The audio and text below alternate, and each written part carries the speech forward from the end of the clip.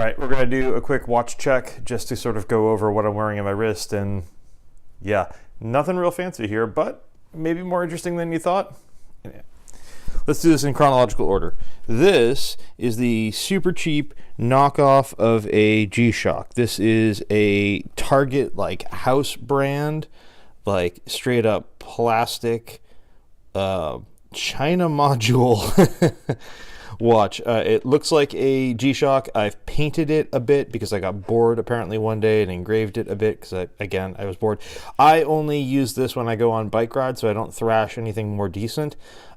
Interestingly, I use it on bike rides, but it is not waterproof at all. So one of these days I'm waiting for it to just completely die on me, and that'll be an excuse to get a proper G-Shock, and I'll be okay with that, I think. Next, this is a Crouton. And it is a Croton 1878. This actually came to me out of an estate by a gentleman, and it is my first introduction to automatic watches. This is an automatic. It's got a stainless back on it. It is a gold case, I suspect plated. It has a cracked crystal now because I am rough on every single thing that I touch. And it is a relatively small watch. It came with one of those awful, stretchy, elastic bands that are just terrible, and like pinch, and I don't know why those were a thing. Anyway, this has been replaced with a silicone deployment band in blue, because I thought the blue and the gold looked kind of okay together. And for like a sporty, excuse me, this is probably as close to like a sporty dress watch as I own. It's small because it's older, and I think it looks kind of okay, bizarrely, even though it's got a stainless buckle and a gold case and all the rest. It doesn't bother me, but doesn't really see any wrist time at all anymore.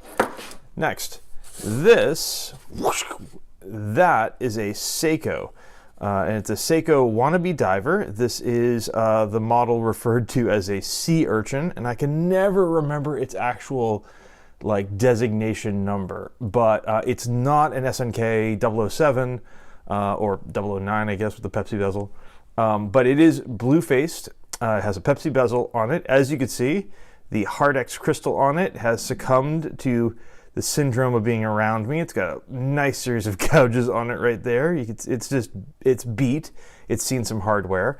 And I only recently swapped it over to a NATO style band, which I actually think looks really nice with. Let me get this light out. It's a bit hot. Which I think looks really nice with that, with the orange with the Pepsi. I'm kind of into it.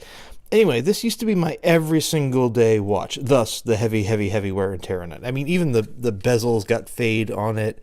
The thing is just, it's lived hard. But it still keeps a reasonable time. It loses a little bit each day. Could probably do with the servicing, but for what these cost, it's honestly almost not worth servicing them. I think this watch was like $100. And it's been going for years with nothing but complete disregard for its well-being. Anyway, that will still see wrist time, especially with this new strap. I used to have the standard clasp strap on there. I think this gives it a really nice look. And then the new one, you guys have seen this before in a couple other videos. This is a Marinez, which is a micro brand out of Hong Kong. So this particular one, they make a bunch of different varieties.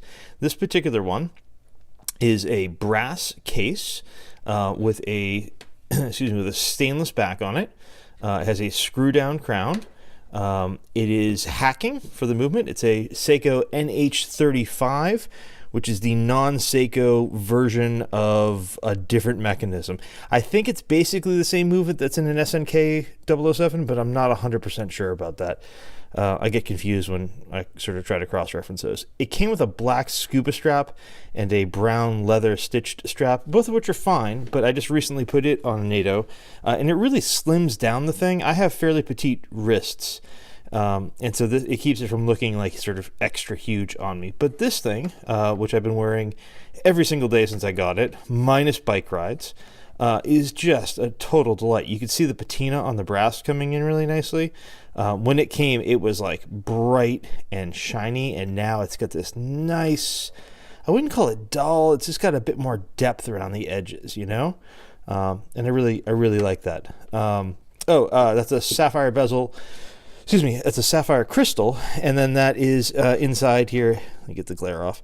That is a ceramic watch face, and the lume on this thing, I don't know the specification, but it is super duper duper bright. And so that's my rundown. It's not a big collection. I err towards the, as with all things in my life, I err towards the overperform, under promise variety. And I'm not looking actively for, I mean, I'm always looking, but I'm not actively looking to replace anything.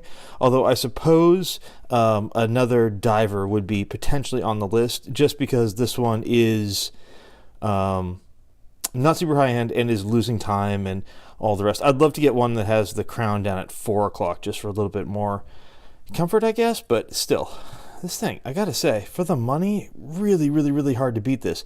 This is a significant step up in money. It's probably 3 times the cost, but this thing is a heck of a bargain for what you get out of it.